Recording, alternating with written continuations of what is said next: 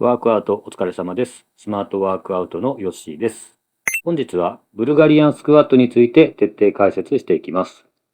足のトレーニング種目として一般的にはスクワットが知られていると思います。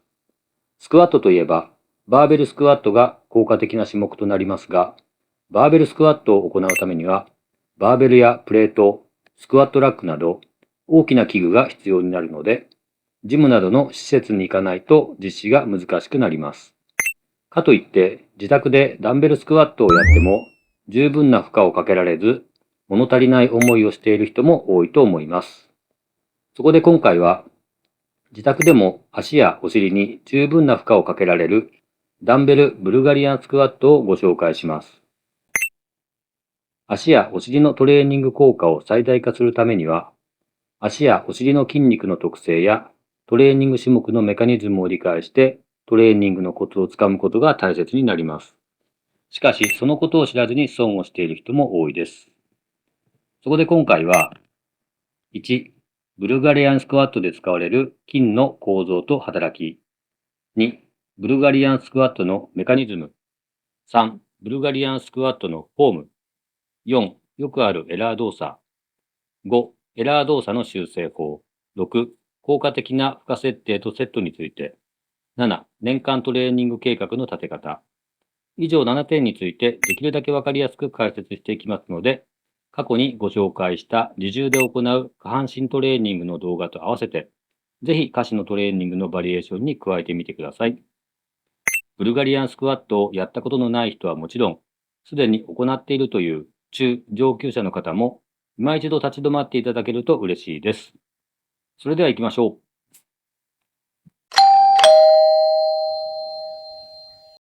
ブルガリアンスクワットで使われる筋肉について見ていきます。大腿四頭筋は膝を伸ばしたり股関節を曲げる働きがあります。大臀筋は股関節を伸ばす働きがあります。ハムストリングスは股関節を伸ばしたり膝を曲げる働きがあります。ブルガリアンスクワットの運動は体幹の固定と股関節の伸展と膝関節の伸展で構成されます。ブルガリアンスクワットのボトムポジションで股関節の屈曲が大きくなるので、大臀筋のストレッチポジションで強い負荷がかかります。これがブルガリアンスクワットが大臀筋のトレーニングとして位置づけられる理由となります。実際に私もブルガリアンスクワットを行った後は、臀部に強烈な筋肉痛がきます。ブルガリアンスクワットのフォームです。開始姿勢はベンチに座って片足を伸ばします。前方の足の位置を動かさずに立ち上がります。ダンベルを両手で持ち、後方の足をベンチに乗せます。下ろす動作はバランスを取りながら膝と股関節をゆっくり曲げていきます。つま先と膝は同じ方向に向け、できるだけ膝が前に出ないように注意します。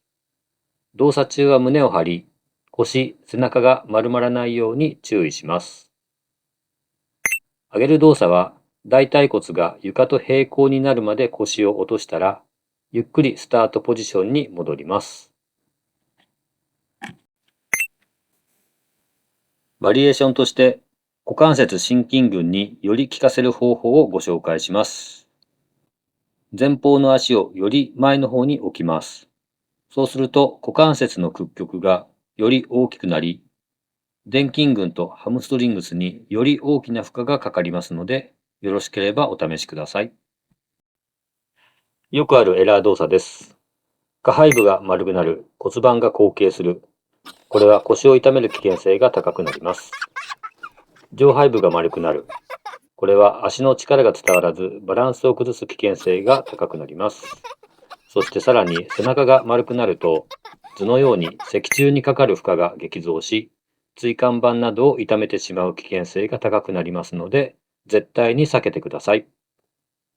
膝が前に出すぎる。可動域が狭くなり、大体前面だけに効いてしまい、股関節の心筋群に効かなくなります。かかとが浮く。バランスを崩し危険です。エラー動作の修正法について説明します。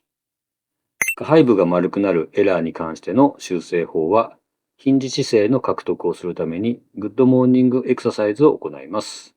これに関しては過去の動画で詳しく説明していますので、こちらをご参照ください。上背部が丸くなるエラーに関しての修正法は、胸椎、肩甲骨のモビリティを獲得することが必要になります。こちらに関しても過去の動画で詳しく説明していますので、こちらをご参照ください。膝が前に出すぎるエラーの修正法は、しゃがむ動作で股関節を先に曲げ、続いて膝関節を曲げていくという順番で行うと良いでしょう。かかとが浮いてしまうエラーの修正法は、しゃがむ深さをかかとが浮く手前で止める。かかとにプレート等を敷く。足関節の背屈可動域を広げる。などが挙げられます。効果的な負荷設定とセットについてです。まずステップ1。重さ 20rm。1セットあたりの回数15回。セット数は3から5セット。習慣頻度2から3日。実施期間1から2ヶ月とします。ステップ2。重さ15から 20rm。1セットあたりの回数15から20回。セット数3から5セット。習慣頻度2から3日。